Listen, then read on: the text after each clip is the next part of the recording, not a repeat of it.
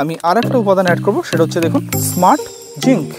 4টে পাত্রের জন্য দেখুন মোটামুটি 4 চামচ নিয়ে নিচ্ছি। এখানে পাত্রের সংখ্যাটা একটু বেশি, ফলে সেক্ষেত্রে কিন্তু আমি একটু বেশি পরিমাণেই বোরনটা নিচ্ছি। এখন জুলাই মাস, অলরেডি কিন্তু মনসুন চলে এসছে। এই মনসুন আসার ফলে যেহেতু অত্যাধিক হারে বৃষ্টি শুরু হচ্ছে, এই বৃষ্টি একদিকে যেমন আমাদের গাছের আশীর্বাদ স্বরূপ হয়ে আসে, ঠিক অপরদিকে কিন্তু গাছে কিন্তু বিভিন্ন ধরনের রোগের প্রাদুর্ভাব টেনে আনে। তো এই সময়টাতে আমাদের গাছকে সুস্থ রাখতে গেলে কয়েকটা বিষয়ের উপর অবশ্যই আমাদেরকে কিন্তু বাড়তি গুরুত্ব দিতে হবে।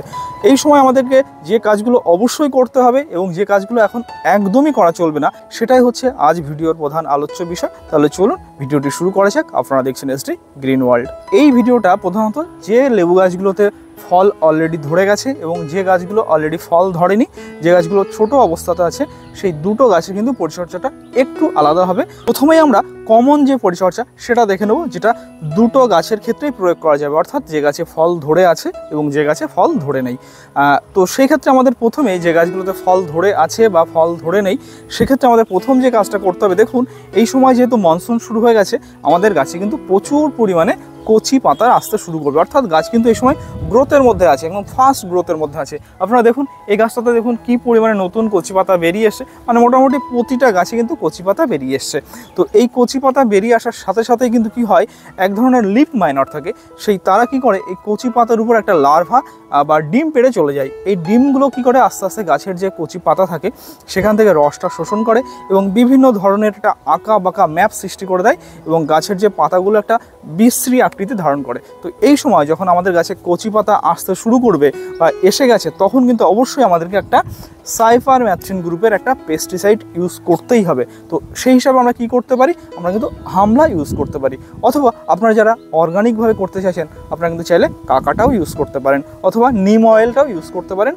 তবে সাইপারম্যাথ্রিন যদি আপনারা ইউজ করেন বেটার কিন্তু রেজাল্ট পাবেন। আর অবশ্যই চেষ্টা করবেন এই সাইপারম্যাথ্রিন বা পেস্টিসাইড বিকালের দিকে গাছটাতে স্প্রে করতে।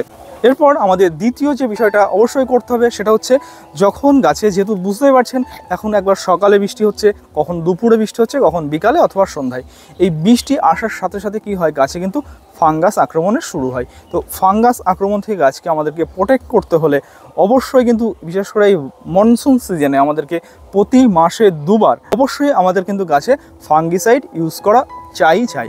কারণ ফাঙ্গিসাইড যদি স্প্রে আপনি না করেন তাহলে কিন্তু গাছে কিন্তু ফাঙ্গাল সমস্যা দেখা দিতে পারে, সেখান থেকে ডাইব্যাক হতে পারে, গাছের পাতা আস্তে আস্তে ঝরে যেতে পারে, বিভিন্ন সমস্যা হতে পারে, রুট রট হতে পারে। তো অবশ্যই আমাদেরকে কিন্তু প্রতি মাসে এই সময় এসে, বিশেষ করে এই মনসুন সিজনে আমাদের 2 বার করে কিন্তু ফাঙ্গিসাইড স্প্রে করা অবশ্যই প্রয়োজন। সেক্ষেত্রে আপনারা অবশ্যই চেষ্টা করবেন কপারযুক্ত ফাঙ্গিসাইড স্প্রে করতে। আপনারা অ্যামিস্টার টপ নিতে পারেন, ব্ল্যাক টক্স নিতে পারেন, ব্লু কপার নিতে পারেন, যে কোনো একটা স্প্রে করতে পারেন। 3 নম্বর যে বিষয় সেটা হচ্ছে গাছে কিন্তু আমাদের অবশ্যই এই সময় এসে একটা মিশ্র খাবার প্রয়োগ করতে হবে। এই মিশ্র খাবার কিন্তু দুটো গাছে দুরকম প্রয়োগ করতে হবে। প্রথমে আমরা বলে এসেছি যে গাছগুলোতে ফল ধরে গেছে তাদের ক্ষেত্রে মিশ্র খাবারটা একটু আলাদা হবে, এবং যে গাছগুলো ছোট অবস্থায় আছে, দেখুন এই গাছগুলো ফল নেই, গাছগুলো কিন্তু ছোট আছে, ফলে আমাদের এই গাছটা কিন্তু আগামী সিজনে যাতে আমরা অধিক ফলন পেতে পারি, গাছটা কিন্তু এই সময়টাকে আমাদের কিন্তু পর্যাপ্ত পরিমাণে বাড়িয়ে নিতে হবে। তো এই গাছগুলোকে বাড়িয়ে নিতে গেলে অবশ্যই কিন্তু আমাদের এই সময় একটা খাবার প্রয়োগ করতে হবে। তো অবশ্যই ফল ধরা গাছের ক্ষেত্রে একটা আলাদা খাবার প্রয়োগ করতে হবে, এবং যে গাছে ফল নেই, ছোট গাছ, সেই গাছগুলোকে বাড়াবার জন্য একটা আলাদা খাবার প্রয়োগ করতে হবে। তাহলে চলুন কী ধরনের খাবার আমাদের এই সময় প্রয়োগ করা প্রয়োজন সেটা আমরা আগে দেখে নিই। এই খাবারটা প্রস্তুত করতে আমি প্রথমে যে উপাদানটা নিচ্ছি সেটা হচ্ছে কম্পোস্ট সার। একটা মোটামুটি ধরুন আপনার 12 ইঞ্চি বা 16 ইঞ্চি পাত্রের জন্য আপনারা এইভাবে মোটামুটি 2 থেকে 3 মুঠো কম্পোস্ট সার নিয়ে নিন।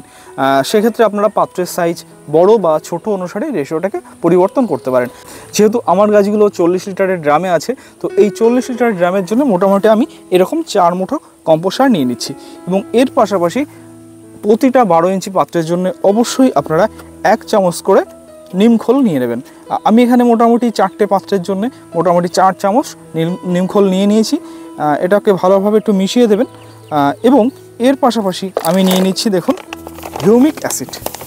প্রতিটা পাত্রের জন্য ওই সেম রেশিওতে 1 চামচ, তার বেশি নয়। তো যেহেতু আমার এখানে আমি 4টে পাত্রের ক্ষেত্রে আমি নিচ্ছি, তো এখানে আমি মোটামুটি 4 চামচ নিয়ে নিচ্ছি। এবং এরপর যেটা নেব সেটা হচ্ছে ম্যাগনেসিয়াম সালফেট। দেখুন ম্যাগনেসিয়াম সালফেট একদম রেশিওটা কিন্তু সেম থাকছে। 4টে পাত্রের জন্য দেখুন মোটামুটি 4 চামচ নিয়ে নিচ্ছে এখানে। এবং এর সাথে আমি আরেকটা উপাদান অ্যাড করব, সেটা হচ্ছে দেখুন স্মার্ট জিঙ্ক। এটা কিন্তু প্রতি 10 ইঞ্চি বা 12 ইঞ্চি যে পাত্রগুলো হয় তার জন্য 1.5 থেকে 2 চামচ দিতে পারেন। 1 চামচ দিলেও কোনো সমস্যা নয়। তো আমি যেহেতু এখানে 4টে পাত্রের জন্য তৈরি করছি, ফলে সেই রেশিওটা আমি মেনটেন করে নিচ্ছি, আপনারাও সেভাবে মেনটেন করে নেবেন। দেখুন স্মার্ট জিঙ্ক, এটা কিন্তু ভীষণ কার্যকর একটা বলতে পারেন উপাদান। তো এই যে উপাদান গেল, এগুলো হচ্ছে যে গাছে ফুল আসেনি বা যে গাছে এখনও ফল আসেনি বা যে গাছগুলো ছোট আছে সেই গাছগুলোকে বাড়িয়ে নেওয়ার জন্য আমরা এই উপাদানটাকে আমরা প্রয়োগ করব। এই মিশ্র খাবারটার মধ্যে কোনো প্রকার হাড় গুঁড়ো বা শিংকুচি ইউজ করছি না, যেহেতু আপনারা জানেন হাড় গুঁড়ো এবং শিংকুচি এটাকে ডিকম্পোস্ট করে। ডিকম্পোস্ট করতে গেলে যেহেতু এখন বর্ষা সিজন বা মনসুন রেইন, তো অতিরিক্ত বর্ষার কারণে কি হতে পারে, অতিরিক্ত হিট জেনারেট হতে পারে, ফলে আমাদের গাছের যে রুটগুলো থাকে সেগুলো কিন্তু নষ্ট হতে পারে। ফলে এই কারণে আমি এই সময়টাতে হাড় গুঁড়ো এবং শিংকুচি টোটালটাকে আমি কিন্তু ত্যাগ করছি। তো আপনারাও চেষ্টা করুন এই সময় হাড় গুঁড়ো এবং শিংকুচি গাছের গোড়াতে না দেওয়া। গাছের গোড়াতে যদি এই সময় দিয়ে দেন হাড় গুঁড়ো বা শিংকুচি, সেক্ষেত্রে কিন্তু অত্যাধিক যেহেতু তাপ উৎপন্ন হতে পারে গাছের গোড়াতে, ফলে শিকড় কিন্তু ড্যামেজ হতে পারে। তো এই যে মিশ্রণটা গেল, এটা কিন্তু আমরা যে গাছে আগেই বলেছি ফল নেই বা যে গাছগুলোকে আমরা বড় করতে চাইছি, তো সেই গাছের ক্ষেত্রে কিন্তু এগুলোকে আমরা প্রয়োগ করব। ভালো করে মিশিয়ে নিয়ে দেখুন এই একটা গাছ আমার ছোট অবস্থাতে আছে, আমি চাইছি আগামী সিজনে যাতে এই গাছগুলো আরও বাড়িয়ে নিতে পারি।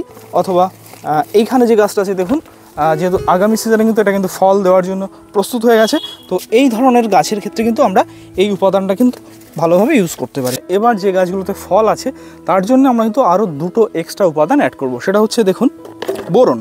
যেহেতু গাছগুলোতে ফলগুলোকে আমাকে আরও বড় করতে হবে, অথবা গাছে যে ফলগুলো আছে সেগুলো ফেটে না যায় বা ড্রপ না করে, তার জন্য কিন্তু অবশ্যই আমাদের কিন্তু গাছে এই সময় বোরন যেমন গাছের গোড়াতে দিতে হবে, সেইভাবে কিন্তু নিয়মিত গাছে যে ফলগুলো আছে তাতে কিন্তু স্প্রেও করতে হবে। তো আমি ওই সম রেশিওতে মনে করুন যে 10 ইঞ্চি বা 12 ইঞ্চি পাত্রের জন্য ওই 1 চামচ কিন্তু বোরন নিয়ে নিচ্ছি। তো যেহেতু আমার পাত্রের সংখ্যাটা একটু বেশি, ফলে সেক্ষেত্রে কিন্তু আমি একটু বেশি পরিমাণেই বোরনটা নিচ্ছি। হ্যাঁ দেখুন, এবং এরপর যে নেক্সট যে উপাদান রইল সেটা হচ্ছে NPK 0050। তো অবশ্যই কিন্তু এই সময় আপনারা গাছে কিন্তু NPK 0050 ইউজ করতে ভুলবেন না। তো এই যে উপাদানগুলো আমরা একসঙ্গে ভালোভাবে মিশিয়ে নেব। তো জাস্ট 2টো উপাদান কিন্তু আমরা এক্ষেত্রে এক্সট্রা অ্যাড করলাম। দেখুন এটা আমার ভ্যালেন্সিয়া অরেঞ্জ নামে সংগ্রহ করা, দেখতে পাচ্ছেন গাছটাতে কিন্তু কি অজস্র পরিমাণে অলরেডি কিন্তু ফল ধরে গেছে। তো আমাকে কিন্তু এই সময় এই গাছগুলোর ফল যাতে ড্রপ না করে বা ফেটে না যায় এবং ফলগুলো যাতে আরও বড় হয়, সেই জন্য কিন্তু অবশ্যই আমাদের কিন্তু এই খাবারটা এখন প্রয়োগ করতে হবে। তো আপনাদের যে সকল গাছে অলরেডি ফল চলে এসছে বা ফল ধরে আছে, আপনারাও কিন্তু এই জুলাই এবং আগস্ট মাসে এসে এই মিশ্র খাবারটা অবশ্যই প্রয়োগ করুন। 4 নম্বর যেটা, যে গাছে অলরেডি ফল ধরে গেছে, এই সময় আপনারা দেখতে পাবেন যে গাছের ফলগুলো অনেক সময় ফেটে যায়, উপরে অনেক সময় ইয়েলো স্পট পড়ে যায়, গোড়ার দিকেও যেটা বোটার সাইডটা এখানেও কিন্তু ইয়েলো স্পট পড়ে যায়। তো অবশ্যই এই গাছগুলোতে ফলগুলো ফেটে না যায় বা ইয়েলো স্পট না পড়ে, এই সময় আমাদেরকে অবশ্যই NPK 0050 এবং বোরন যেটা ওয়াটার সলুবেল বোরন, এই দুটো একসাথে মিক্সড করে মাসে অবশ্যই 2বার না হলেও 20 দিন পর পর আমাদের কিন্তু গাছে স্প্রে করা অবশ্যই প্রয়োজন।